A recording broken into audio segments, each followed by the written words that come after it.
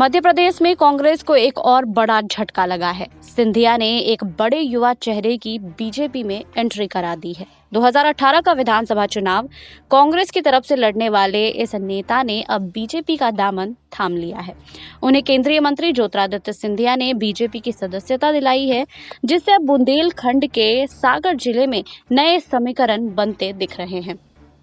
दरअसल सागर विधानसभा सीट से कांग्रेस के टिकट पर 2018 का विधानसभा चुनाव लड़े बीएस जैन परिवार के सदस्य नेवी जैन ने ज्योतिरादित्य सिंधिया के समक्ष भारतीय जनता पार्टी की सदस्यता ले ली है।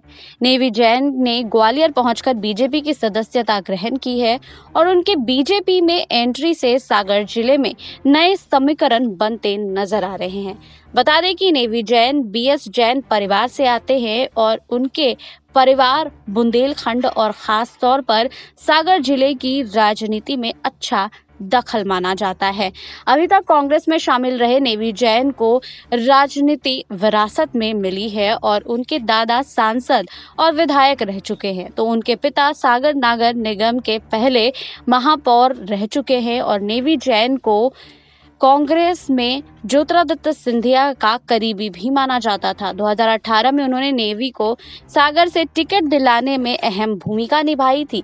बीजेपी में शामिल होते हुए नेवी जैन ने कहा है कि वह बीजेपी और पीएम मोदी की विकास की नीतियों से प्रभावित हुए हैं, जबकि सिंधिया परिवार से भी उनके पुराने संबंध रहे हैं। 3 पीढ़ियों से वह सिंधिया परिवार से जुड़े हुए हैं। कांग्रेस से मुझे कोई परेशानी नहीं है, लेकिन मैं सागर का विकास होते देखना चाहता हूं, इसलिए बीजेपी में शामिल हो रहा हूं।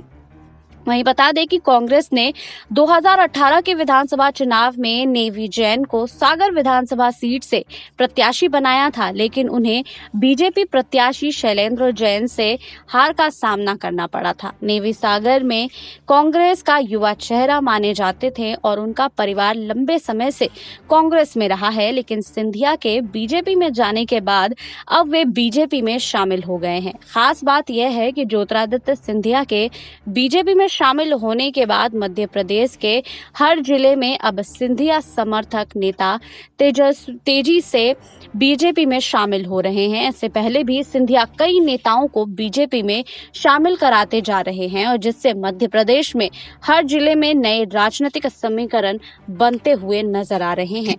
वहीं बता दें कि ज्योतिरादित्य सिंधिया ने भी कुछ समय पहले कांग्रेस का दामन छोड़ बीजेपी में शामिल हुए थे, जिसके बाद से अब ज्योतिरादित्य सिंधिया कई कांग्रेसी नेताओं को बीजेपी में शामिल करा रहे हैं।